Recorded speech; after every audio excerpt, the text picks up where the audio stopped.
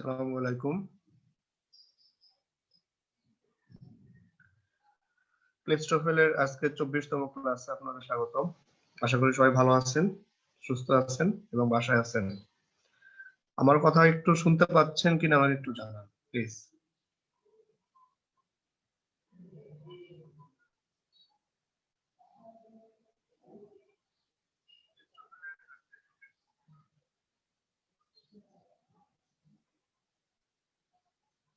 Just একটু বলেন কথা শোনা যাচ্ছে কিনা।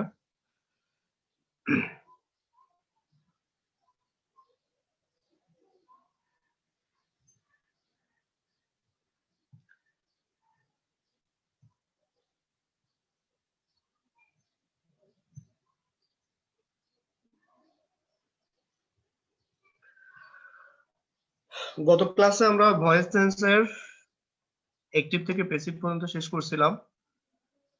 যদিও টোফেল বইয়ে পুরোটা নাই, তাই আমার পুরোটা আমি এখান থেকে যেহেতু করাই নাই, এগুলো যদি সময় পাই পরে তাহলে করে দিব। আজকে হচ্ছে আমাদের topic listed topic number 22, positive verbs.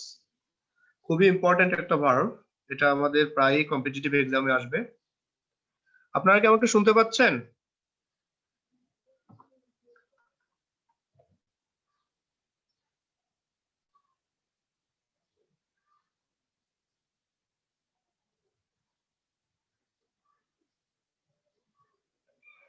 আচ্ছা, প্রথমে আমি চলে আসছি যে পজিটিভ ভার্ব গুলা কি বা কেমন, কিভাবে কাজ করবে। তাহলে আপনারা একটু প্রথম দিকে দেখেন। The causative verbs are used to indicate that one person causes a second person to do something for the first person. কথাটা বুঝেন নাই মনে হয়। পজিটিভ ভার্ব হচ্ছে এমন একটা ভার্ব যে ভার্বটা ব্যবহার করা হয় টু ইন্ডিকেট করতে, নির্দেশ করতে। কি নির্দেশ করতে? দ্যাট যে ওয়ান পারসন কজেস আ সেকেন্ড পারসন। সেকেন্ড পারসন বলতে সেকেন্ড পারসন ওই যে ইউ, এটা বোঝাচ্ছি না, অর্থাৎ দ্বিতীয় কোনো একজন কর্তাকে বোঝাচ্ছে বা দ্বিতীয় অন্য কোনো ব্যক্তিকে। একজন ব্যক্তি অন্য দ্বিতীয় আরেকটা ব্যক্তিকে কি করবে? To do something for the first person, অর্থাৎ ফার্স্ট ওয়ান, প্রথম যে থাকবে তার জন্য কোনো কিছু করতে বাধ্য করবে। মানে কোনো কিছু তাকে দিয়ে করানো, নিজে না করে এমন। কজ মিন্স কাউকে ফোর্স করা বোঝায় এখানে। One can cause somebody to do something for him, তাহলে ওয়ান ক্যান, একজনে কি করতে পারে? কজ মিন্স এখানে কিন্তু ফোর্স করা, বাধ্য করা কোনো কিছু করতে বা করতে ইনস্টিগেট করা এমন টাইপের। কেন? To do something for him, তার জন্য অথবা হার, মানে হিম বা হার পার্সন অনুসারে বসবে। বাই পেইং, কোনো ক্ষেত্রে পে করতে পারে। আস্কিং, জিজ্ঞাসা করে মানে করতে বলে, তাই না? এন্ড ফোর্সিং দ্য পারসন, অথবা ওই পারসনকে বাধ্য করে। The positive verbs are have, get এবং মেক। তাহলে এক্ষেত্রে আরো দুইটা পজিটিভ ভার্বের মতো আছে, আমরা পরে পড়বো। তাহলে একটু চলে আসি, দেখেন তো আপনারা একটু বলেন তো পজিটিভ ভার্ব বুঝছেন কিনা, একটু কথা বলেন যে সাউন্ড শুনতে পাচ্ছেন কিনা। 2 নাম্বার হচ্ছে পজিটিভ ভার্বটা বুঝতে পারছেন কিনা। পজিটিভ ভার্ব হচ্ছে কাউকে দিয়ে করানো, নিজে সরাসরি না, অর্থাৎ দেখায় প্যাসিভ ভয়েসের মতো মনে হয়। এবং প্যাসিভ ভয়েসে প্রচুর পরিমাণে পজিটিভ ভার্ব ব্যবহার করা হয়। রাইট ফর্ম ভার্বে পজিটিভ ভার্ব ব্যবহার করা হয়, বিশেষ করে গেট, গট এবং গেটস, গেটিং ও হতে পারে ফরম্যাট অনুসারে। এগুলা পজিটিভ ভার্ব হিসেবে ব্যবহার করা হয়। কেউ একটা কমেন্ট করতে পারতেছে না, হয়তো বুঝতেছি না যে এরা শুনতেছে কিনা। আচ্ছা, আমি কি আবার রিপিট করবো এই জায়গা থেকে? তাহলে পজিটিভ ভার্ব বলতে কি বুঝি? প্রথম কোনো ব্যক্তি দ্বিতীয় কোনো ব্যক্তিকে দ্বারা কোনো কাজ যদি করিয়ে নেয়, সে না করে অন্যকে দিয়ে করিয়ে নেওয়া হচ্ছে পজিটিভ ভার্বের কাজ। আশা করি বুঝছেন, না বুঝলে আমাকে বলবেন। আর আপনারা বলতেছেন না, এই জন্য তো আমি বুঝতে পারতেছি না শুনতেছেন কিনা। সাউন্ডটা কি হচ্ছে? আচ্ছা, সাউন্ড মেবি হচ্ছে। নেক্সট আসি। পজিটিভ ভার্বের এখানে লিস্টেড খুব বেশি না, এবং আজকের ক্লাসটা খুব বেশি লেন্দি হবে না, আশা করি আপনারা এনজয় করবেন। হ্যাভ এবং গেট। আসি কি হ্যাভ এবং গেট। হ্যাভ এবং gate. The clause following have or get may be active or passive. খুব ভালোভাবে খেয়াল করতে হবে। তার মানে পজিটিভ ভার্বের যে ক্লজ গুলা থাকবে, এই ক্লজ গুলা হ্যাভ এবং গেট দিয়ে থাকবে, এবং সে অ্যাক্টিভ বা প্যাসিভ হতে পারে। তবে অ্যাক্টিভের থেকে প্যাসিভ গুলোর সাথে আমরা পরিচিত বেশি। ভালোভাবে খেয়াল করবেন, অ্যাক্টিভের থেকে প্যাসিভের সাথে পরিচিত বেশি। এক্ষেত্রে কিন্তু আপনাকে অবশ্যই একটা স্ট্রাকচার মেনটেন করতে হবে, অর্থাৎ হ্যাভ আর গেট এর স্ট্রাকচার দুটোই সেম নয়, দুটো কিন্তু ভিন্ন structure. Study the following rules এখানে দেওয়া আছে। স্ট্রাকচার 1, অ্যাক্টিভে কি থাকে, এটা হচ্ছে অ্যাক্টিভে, এটাও অ্যাক্টিভে। অ্যাক্টিভে হ্যাভ দিয়ে কি হবে এবং গেট দিয়ে কি হবে। অ্যাক্টিভ যদি হয় তাহলে আমরা হ্যাভ যুক্ত সেন্টেন্সটি বা হ্যাভ যুক্ত ক্লজটি সাবজেক্টের পরে হ্যাভ হবে, হ্যাভের পরে কমপ্লিমেন্ট যাকে আমরা বলি অবজেক্ট হিসেবে আমরা যাকে বলি, তাহলে সাবজেক্ট এরপরে হ্যাভ এরপরে কমপ্লিমেন্ট, এর পরে যে ভার্বটা হবে সেই ভার্বটা হবে সিম্পল ফর্ম। সিম্পল ফর্ম বলতে প্রেজেন্ট ফর্ম অর্থাৎ ইনডেফিনিট ফর্ম। ভার্বের সিম্পল ফর্ম বলতে ভার্বের প্রেজেন্ট ফর্ম, ভার্বের বেস ফর্ম। মাথায় রাখবেন কি কি বলছি, বেস ফর্ম, প্রেজেন্ট ফর্ম।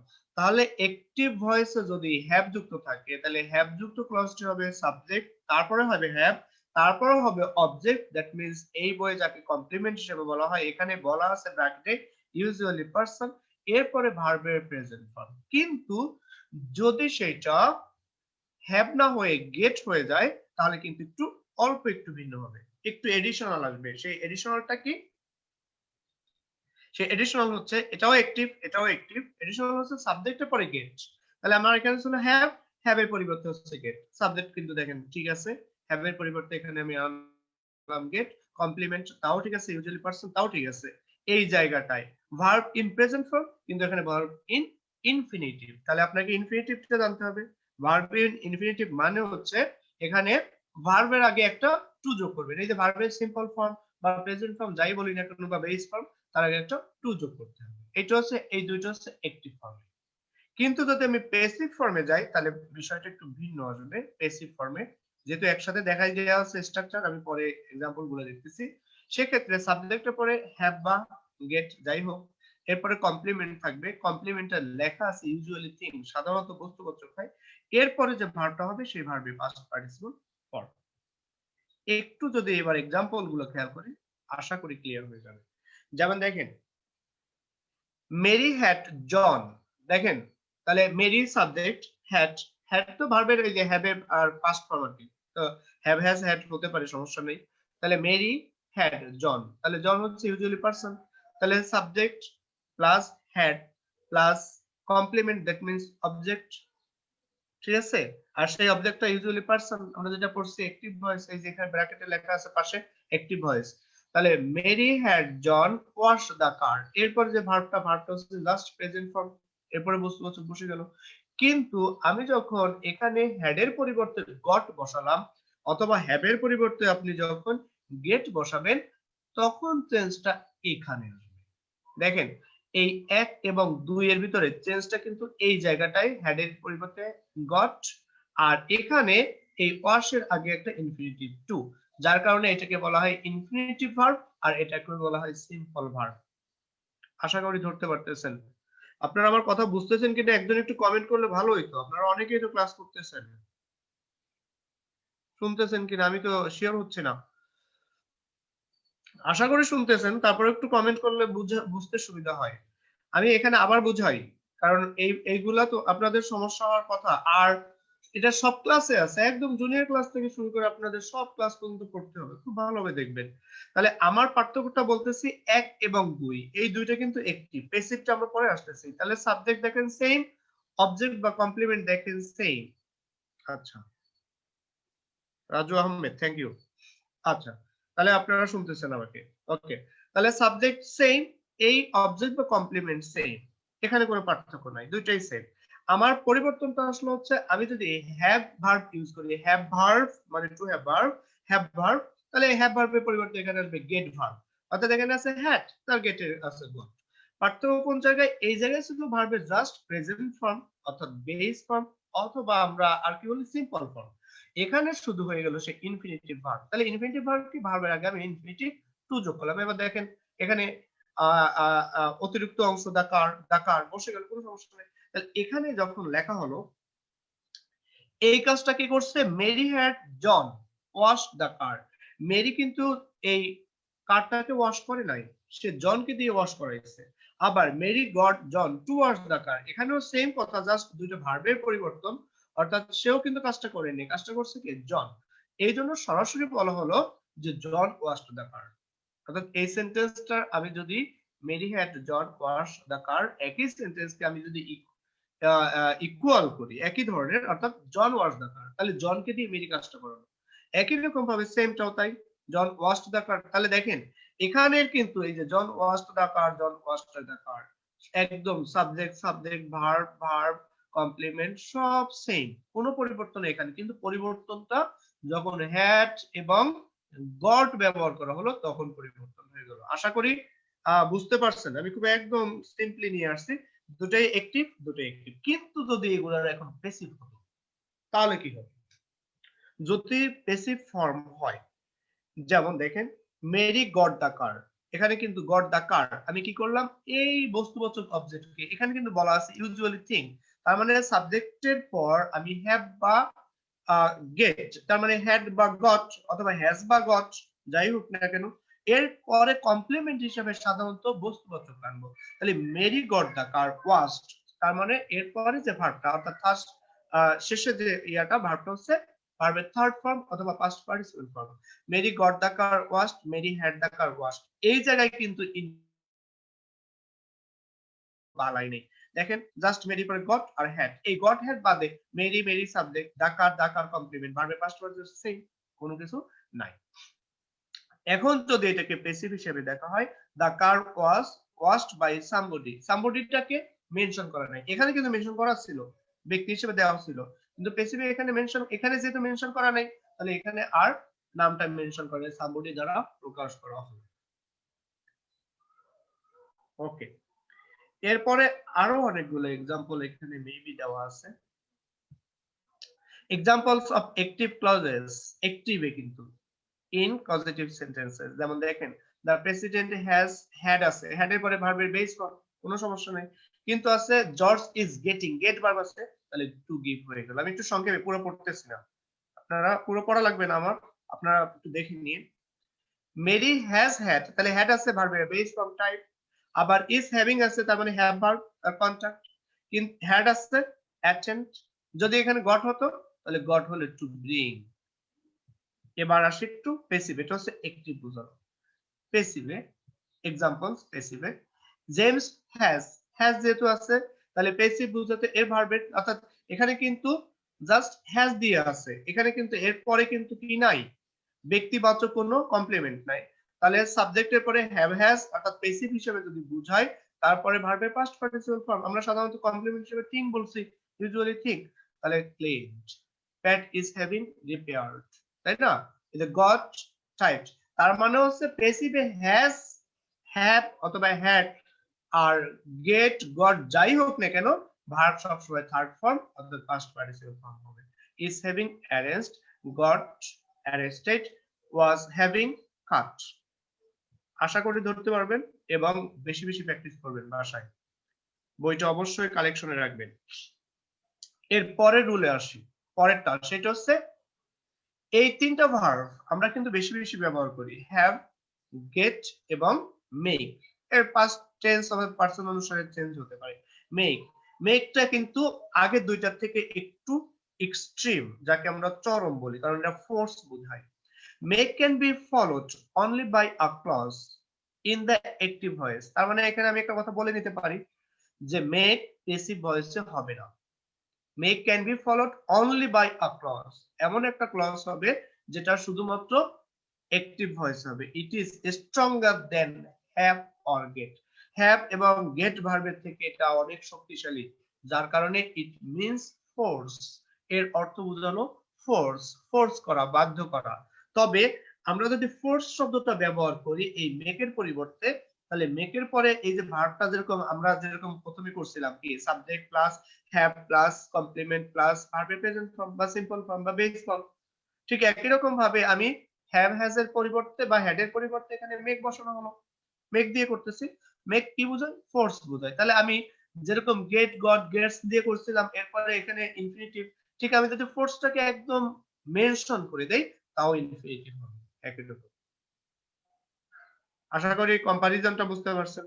যেমন দেখেন the rubber made the traveller give, অর্থাৎ ভার্বের base form, give him the money.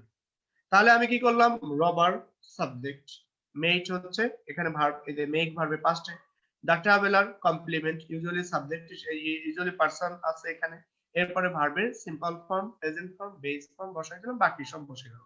কিন্তু যদি মেট দ্বারা কি বুঝাই, আমরা ফোর্স বুঝাই, আমি যদি সেই ফোর্স শব্দটাকে সরাসরি ব্যবহার করি, তাহলে এক্ষেত্রে আমরা এই গিভটাকে ইনফিনিটিভে করে দিব, ইনফিনিটিভ ভার্ব অর্থাৎ টু গিভ, সেম ভাবে নোট দিয়ে দেওয়া আছে। আপনাদের যদি ক্লাসটা একদম ইজি মনে হচ্ছে, যদি মনে হয় অথবা ইফেক্টিভ মনে হয়, একটু বন্ধুদের সাথে শেয়ার করবেন, চাই যে সবাই মোটামুটি উপকৃত হোক। নেক্সট আসেন, এক্সাম্পলস অফ মেক। মেকের কয়েকটা example, the manager made attend, makes এসছে, দেখেন ভার্বের বেস ফর্ম, মেড বি ভার্বের base form, is making sign, had made sign. আমি পুরো সেন্টেন্স পড়তেছি না, আমি জাস্ট সিমিলারিটিস গুলো দেখাচ্ছি, ঠিক আছে? কিন্তু যদি আপনি হ্যাজ মেড এর জায়গায় হ্যাজ ফোর্সড হতো তাহলে টু সাইন হতো, ইজ মেকিং ইজ ফোর্সিং হতো তাহলে কিন্তু টু সাইন। আশা করি বুঝতে পারছেন। 173 পেজ, এই ভার্বটাও কিন্তু, এটা কি ধরনের ভার্ব? Modal verb. এই মডেল ভার্বটাও কিন্তু কি হিসাবে বসতে পারে? পজিটিভ ভার্ব হিসাবে গ্রামারে বসে। যেমন আমরা একটু পড়ে দেখি কি বলতেছে। Let is usually added to the list of positives in grammar textbook. ভালোভাবে খেয়াল করতে হবে। Let is usually added to the list of positives in grammar textbook. আসলে বুঝতে পারছেন মনে হয়। তাহলে let কেও আমরা গ্রামার টেক্সটবুকে পজিটিভ ভার্ব হিসাবে কি করা হয়? ধরে নেওয়া হয় বা তালিকাভুক্ত করা হয়। It is not actually causative. Actually causative নয়, পজিটিভ হিসেবে ধরা হয়। It means allow or permit. যেহেতু allow বা permit করা হয়, তাহলে প্রায় পজিটিভের মতো এটাকে ধরে নেওয়া হয় বা মনে করা হয়। Notice the difference in grammar. গ্রামারের ভিতরে ডিফারেন্সটা দেখেন। কোন ডিফারেন্স? যেহেতু লেটের অর্থ allow বা permit, তাহলে আমি লেটের পরিবর্তে যদি allow বা permit দেই তাহলে কি হয়? Subject subject same same. Let plus complement verb simple form, তাহলে permit plus permit or allow complement verb infinitive ওই আগের মতো। কোথায়? হ্যাভ হ্যাজ হ্যাড দিয়ে তাহলে এখানে verb simple form, get got gets দিলাম তাহলে ভার্ব হয়ে গেল ইনফিনিটিভ, সেম টাইপের। এখানে একটু দেখি, let is not interchangeable with leave, leave কিন্তু এর সাথে interchange, which means to go away, so এটা হবে না কিন্তু। আশা করি টপিকটা খুবই মজার এবং সহজ।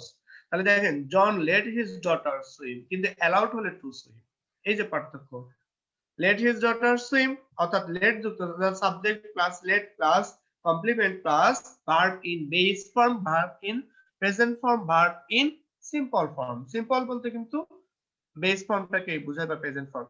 কিন্তু যখন অ্যালাউ বা পারমিট ইউজ করব, to swim, permit to swim. Let আছে লিভ, লেট আছে মেক, লেটিং আছে তাও হ্যান্ড, মানে এখানে হ্যান্ড কিন্তু ভার্বের বেস ফর্ম। আবার লেট আছে দেখেন স্পেন্ট, লেটস আছে ওয়াচ। আবার যদি আমি লেটস এর জায়গায় দিতাম অ্যালাউস তাহলে হতো টু ওয়াচ, যদি পারমিটস দিতাম টু ওয়াচ, সেম। আশা করি বুঝতে পারবেন। এরপর আসেন হেল্প। হেল্প কেও আমরা ধরে নেই, হেল্প কেও ধরে নেই পজিটিভ ভার্ব হিসেবে। দেখেন, help is not actually a positive verb either, যদিও হেল্প একটি পজিটিভ ভার্ব নয়, বাট কিন্তু ইট জেনারেলি কনসিডার্ড, সাধারণত এটাকে ধরে নেওয়া হয়, মনে করা হয় with positive verbs in grammar textbook. It is usually followed by the simple form. তাহলে হেল্প এর পরে সবসময় সিম্পল ফর্ম হবে, followed by simple form। তবে কি আছে? but can be followed by the infinitive in some cases। Simple form ছাড়া কিছু কিছু কেসে ইনফিনিটিভ দিয়ে হতে পারে। It means assist. হেল্পের অর্থ আমরা এমনিতে জানি, হেল্প করা মানে অ্যাসিস্ট করা, কাউকে সহযোগিতা করা। যেমন দেখেন এখানে, John helped Mary, subject verb complement usually person, এরপরে wash the dishes অর্থাৎ ভার্বের বেস ফর্ম। তবে মাঝে মাঝে সেটা কি হিসেবে হতে পারে? ইনফিনিটিভ হিসেবে হতে পারে। যেমন George helped the old woman with the packages, হ্যাঁ, to find a taxi, অর্থাৎ টু দিলেও হবে ব্র্যাকেট করছে, টু যদি আমি না দেই বেয়ার ইনফিনিটিভ হিসেবে কাজ করবে। The teacher helped Carolina find, তাহলে এই যে হেল্প ভার্ব আছে ভার্বের বেস ফর্ম। বলেন তো এবার এই ভার্বগুলো বুঝছেন কিনা? কি কি ভার্ব? হ্যাভ ভার্ব, তারপর গেট ভার্ব, তারপর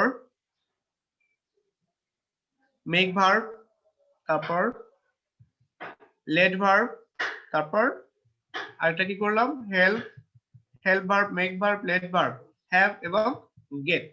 তাহলে এই পজিটিভ ভার্বগুলো কি কিভাবে কাজ করে আপনারা যদি কারো বুঝতে সমস্যা হয় পুনরায় আবার ভিডিওটি মনোযোগ সহকারে দেখবেন।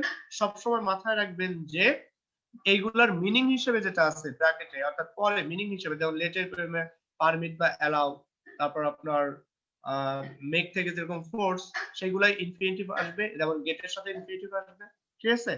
আর সবগুলো হচ্ছে ভার্বের সিম্পল বা প্রেজেন্ট ফর্ম।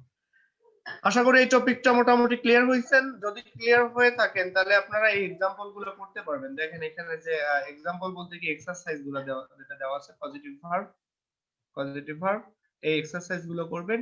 নেক্সট টপিক আমরা পড়াবো রিলেটিভ ক্লজেস। আমি একটু শর্ট করাচ্ছি যাতে সবাই একটু অ্যাক্টিভলি দেখতে পারে। অনেক সময় নিচ্ছি না, কারণ অনেকে জব করেন, আপনাদের সময়েরও ব্যাপার আছে।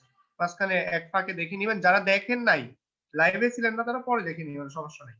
তবে এটাই কাজ হবে বলে মনে হয়। আমরা নেক্সট আসবো রিলেটিভ ক্লজেস কিভাবে কাজ করে সেটার উপর।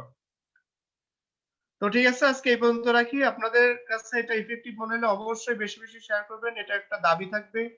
কারণ আমি আপনাদের জন্য কিন্তু উদ্দেশ্য প্রণোদিত হয়ে, মানে এটাকে স্ব-উদ্দেশ্য প্রণোদিত হয়ে আমি কাজগুলো করতেছি, যাতে আপনারা ক্যাডার হলে অন্তত আমরা একটু প্রাউড করতে পারি যে আমাদের গ্রুপ থেকে এতজন ক্যাডার হয়ে গেছে, এততম বিসিএস এবার প্রিলিতে এই কজন টিকে গেল এইভাবে। হ্যাঁ, আমাদের জন্য একটু প্রাউডের বিষয় হয়। চাই যে একটা দক্ষ জনশক্তি গড়ে উঠুক। তো আপনারা ইংলিশেও ভালো করেন, যারা নন ইংলিশে ভালো করেন, বেশি বেশি শেয়ার করবেন, লাইক করবেন, আমাদের ইন্সপায়ার করবেন, আমাদের পরামর্শ দিবেন। এইটুক আশা আকাঙ্ক্ষা দাবি আপনাদের কাছে আমরা করতেই পারি। ঠিক আছে তাহলে, ওকে, আসসালামু আলাইকুম, আজকে এখানেই থাকলো।